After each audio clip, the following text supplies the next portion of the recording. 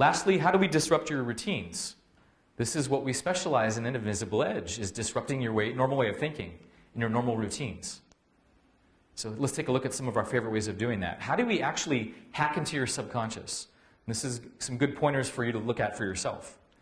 And really think about what's your natural way, what's your best way to actually tap into your deeper intelligence? What works for you?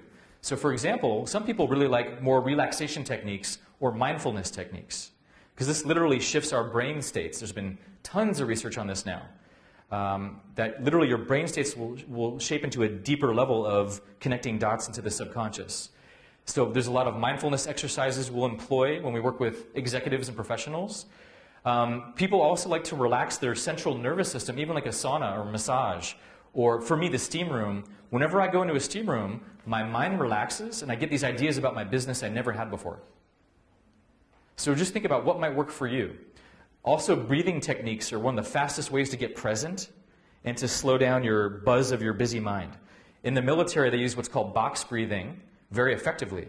If they're in a moment of volatility or crisis where you have a 4-count inhale, 4-count hold, 4-count exhale, 4-count hold. So it's box breathing.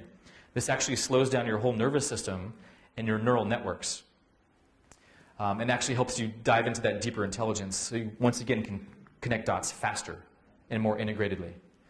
Also, recreation. Tell me if any of you can relate to this one. Sometimes when you actually go for a run or a swim or do some kind of art or activity, you actually get these amazing breakthrough innovations and ideas. Can anyone relate to that? Yeah, so look at that. Interesting, right? Like sometimes it's about movement, sometimes it's about rest. Sometimes it's both. But find out what works for you. That's the important thing. I have an executive we work with where he goes on long drives. This is in the US, where he'll just drive and drive and drive.